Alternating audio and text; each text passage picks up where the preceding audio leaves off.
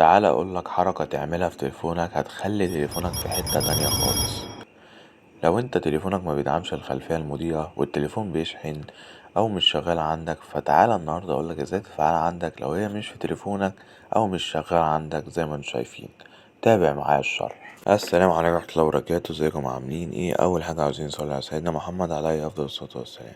تاني حاجة زي ما شفت في اول فيديو كده، دولت افضل تطبيقين ممكن تنزلهم عندك على التليفون، حرفيا هيخلوا شكل تليفونك في حتة تانية خالص. واول تطبيق معانا وهو التطبيق بتاع الصوت. التطبيق ده موجود على المتجر بلاي، اسمه فوليوم ستايلز. برنامج مجاني ما فيهوش اعلانات كتيرة وكويس جدا. اول حاجة، اول ما تفتح البرنامج هتدوس على كلمة بدء، هتبدأ تدوس كده على خدمة امكانية الوصول، بعد كده تدوس موافق، هيبدأ يدخلك على الاعدادات وتفعلها. وبكده لو علينا الصوت او وطيناه اشتغلت معانا. زي ما شايفين ده السمات اللي موجودة اللي تقدر تعملها. أول واحدة معانا دي بتاعت أندرويد 16. زي ما شايفين ده الشكل بتاعنا. تاني شكل معانا وهو الاي او اس، واكيد عارفين الايفون وشكل الايفون المنظر ده حلو. طبعا في اشكال كتيرة جدا ممكن تختارها، المهم احنا هنختار حاجة منهم، وليكن انا هختار الاي او اس ده. اول حاجة بقى، انت عندك زي ما شايف البتاع بيجي على اليمين، عشان تظبط الحاجات دي هتدوس على اعدادات السمات وتيجي هنا. انت ممكن تخليها الوضع المظلم وتدوس هنا تخليها على الشمال عشان بدل ما يجي على اليمين. طبعا دي مزاجك انت، التخصيص دي احسن. هتدوس على ايه؟ تعديل المكان لباقي السمات، هتدوس هنا يسار، تيجي هنا عشان يبقى باين الوضع العمودي، هتبدأ ترفعها لفوق بالظبط عند 30 او 25. ليه بقى؟ ان انت لما تليفونك هيبقى بالعرض وانت بتلعب او انت مشغل فيديو، هتبقى تحت خالص مش باينة في الشاشة، جزء صغير منها اللي باين. تمام. والامتداد طبعا هتسيبه وهتصغره على حسب انت عايز، فاحنا نسيبه زي ما هو.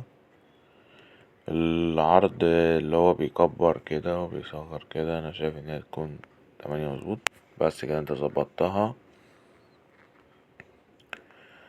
ان هو يكون شغال معاك بالشكل ده زي ما شايف. طبعا بقى في ميزة تالتة، المهم بتدوس زائد وبتبدأ تختار الاوضاع اللي انت عايزها. زي ما شايفين احنا ممكن نفتح مثلا قسم الشاشة او لقطة الشاشة مثلا. عندنا ان احنا ممكن نعمل سكرين شوت منها، ممكن مثلا نفتح اعدادات تليفوناتنا من عندنا، وتقدر تضيف حاجات كتيرة جدا. بس بلاش تحط كل حاجة، ممكن ايقاف تشغيل الشاشة. في نقطة صغيرة جدا، ان انت ممكن مثلا وانت بتشغل حاجة تلاقي نفسك وانت جايب دي بتاعة تليفونك بانت هي كمان معاها، فبيحصل جليتش ان يعني الشكل النظام بتاع تليفونك نفسه بيفضل موجود وما بيختفيش. تحل الموضوع ده ازاي؟ كل عليك ان انت هتدخل هنا على معلومات النظام بتاعة التليفون وهتدوس فرض الايقاف. حلو الكلام. اول ما تدوس فرض الايقاف اهو ده بتاع نظامي، هتبدأ تعمل ايه؟ تدخل تاني هيشتغل، وتدوس بدء. اهم حاجة تدوس بدء ونفتحها تاني. ده لو لا قدر الله حصل جليتش اللي انا بقولك عليه ده. تاني تطبيق معانا بقى، والتطبيق اللي هو اللي شفتوه في اول الفيديو، ان انت لما بتيجي تحط الشاحن في تليفونك بيبدأ يجيب لك خلفية متحركة تقدر تحطها عندك على التليفون. حقيقي بجد ميزة جميلة جدا. طبعا الميزة دي للناس تليفوناتهم ما فيهاش الخاصية دي.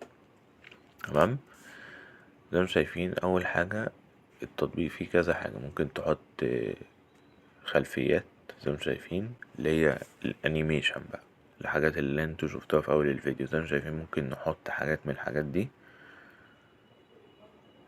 كل عليك ان انت بتختار الحاجة اللي انت عايزها، تدوس عليها كده وتدوس ابلاي كده هي اتحطت.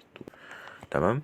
في بقى الخاصية التانية او التالتة، وهنا بيقولك معلومات البطارية، يقولك هيلث البطارية، الحرارة كده. زي ما شايفين انا هيلث البطارية عندي جود. تمام. حرارة تليفوني دلوقتي 38. فعلا التليفون انا حاسس فيه سخونة. طبعا لو حطينا الشاحن يقولك ان هو بيتشحن، او زي ما شايفين هو فتح لي. ده ممكن تتفتح وانت تليفونك مفتوح. فبس ده كان فيديو النهاردة، يارب الفيديو عجبكم. ياريت لو عجبك الطريقة ياريت تدعمني بلايك واشتراك علشان نكمل في الشروحات دي بإذن الله. وانتظروا مني فيديوهات قادمة جديدة قوية بإذن الله. اشوفكم الفيديو الجاي، والسلام عليكم ورحمة الله وبركاته.